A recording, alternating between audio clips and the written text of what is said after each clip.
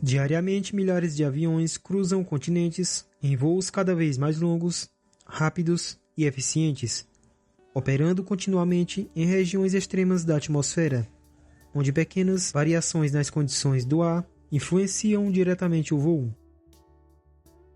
E é nesse ambiente extremo que surge um dos fenômenos mais visíveis na aviação: os rastros de fumaça no céu deixado por aviões. Para alguns, apenas fumaça. Mas por trás desses rastros existe um fenômeno atmosférico provocado pelas condições extremas encontradas em grandes altitudes. A maioria dos aviões comerciais voam entre 30 mil pés e 43 mil pés de altitude. Já os jatos executivos podem operar entre 41 mil pés e 51 mil pés de altitude. Quanto maior a altitude, menor é a temperatura do ar. Em voo de cruzeiro, o ar se torna rarefeito e a pressão atmosférica diminui drasticamente. Essas condições podem ser observadas em tempo real nos instrumentos da aeronave. Nesses instrumentos de um avião em voo de cruzeiro a 38 mil pés de altitude, vemos a ISA, marcando o desvio de 1 grau Celsius. A ISA é a atmosfera padrão internacional. Esse pequeno desvio indica que a temperatura naquele nível de voo está 1 grau diferente da temperatura padrão prevista para aquela altitude. Aqui vemos também a SAT, temperatura estática do ar, marcando o impressionante menos 56 graus Celsius. Acima vemos a TAT, temperatura total do ar, marcando menos 29 graus Celsius. Perceba que a TAT indica uma temperatura menos fria do que a SAT. Isso acontece porque durante o voo, o ar à frente da aeronave é rapidamente comprimido devido à alta velocidade. Essa compressão aquece o ar, fazendo com que a temperatura medida pela sonda da TAT seja maior do que a temperatura real do ambiente externo. Ou seja, este avião está voando a 38 mil pés de altitude e do lado de fora da aeronave está com uma temperatura extrema de menos 56 graus Celsius. Enquanto o ambiente externo permanece extremamente frio, outro indicador revela uma condição completamente oposta. Vamos subir para uma segunda tela de instrumentos da aeronave. Aqui vemos as informações relacionadas aos parâmetros dos motores.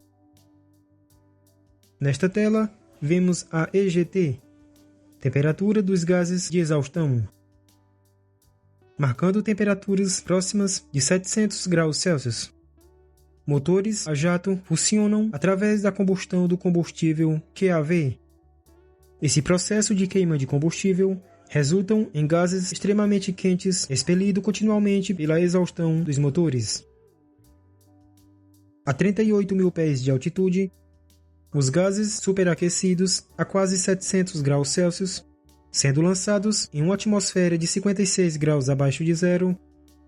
Quando esses gases entram em contato com o ambiente extremamente frio das grandes altitudes, ocorre uma rápida condensação do vapor d'água, gerado pela combustão. Em poucos instantes, esse vapor se transforma em minúsculos cristais de gelo suspensos na atmosfera. O resultado é a formação das trilhas brancas deixadas pelos aviões. Na aviação, essas trilhas recebem o nome de contrails, trilhas de condensação. Apesar da aparência semelhante à fumaça, os contrails são compostos principalmente por partículas de gelo, e sua formação depende diretamente de alguns fatores atmosféricos e de voo. Altitude. Quanto mais alto o voo, maiores as chances de formação dos contrails. Temperatura. Quanto mais frio estiver o ar externo, mais favorável será para a condensação. Umidade. Quanto maior a quantidade de umidade presente naquela camada da atmosfera, mais facilmente os contrails poderão se formar e permanecer visíveis. Em atmosferas mais secas, essas trilhas desaparecem rapidamente. Já em regiões frias e úmidas, podem permanecer visíveis por longos períodos, atravessando o céu de um lado ao outro. Além da temperatura e da umidade, outros fatores aerodinâmicos também podem contribuir para a formação de contrails, como por exemplo, a diminuição de pressão causada pelo escoamento do ar nas asas. A umidade é um fator especialmente importante para determinar o tamanho e a duração dessas trilhas de condensação. Não é raro observar dois aviões voando pela mesma região em altitudes diferentes, e mesmo com o avião voando mais alto em temperaturas ainda mais frias, o avião em voo de cruzeiro mais baixo pode deixar contrails maiores e mais persistentes. Isso acontece porque existe mais umidade naquela altitude específica. Em regiões extremamente secas, contrails longos podem ser menos comuns. Quando aparecem, normalmente estão associados ao aumento da umidade naquela camada da atmosfera. Há aviões que deixam contrails apenas em determinadas regiões do céu. Isso acontece porque a umidade do ar varia constantemente conforme a altitude e a região atravessada pela aeronave. Como vemos nesta imagem, uma região pode estar com as condições mais favoráveis para a formação e duração do contrail, fazendo com que a condensação permaneça naquela região por mais tempo. O contrail é muito semelhante ao que acontece em regiões frias, quando o ar quente da respiração humana encontra temperaturas baixas, tornando o vapor visível. Porém, nos aviões, esse processo ocorre em uma escala muito maior e sob condições extremas da atmosfera. As trilhas deixadas pelas aeronaves são, portanto, consequência direta da física presente em grandes altitudes. Um processo natural que acontece sem qualquer interferência dos pilotos. Um encontro entre os gases extremamente quentes da exaustão dos motores e as temperaturas congelantes das camadas mais altas da atmosfera.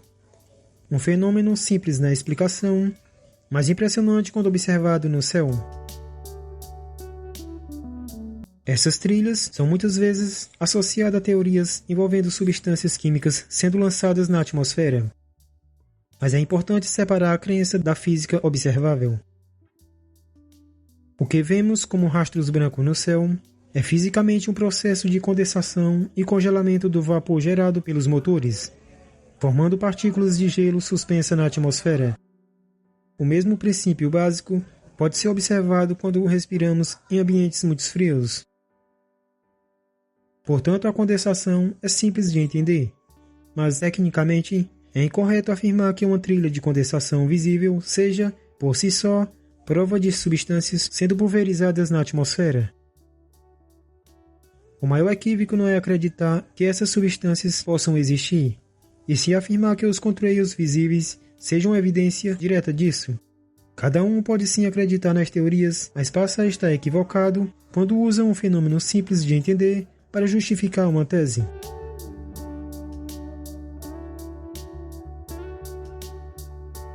Esse é o vídeo de hoje, espero que tenha gostado.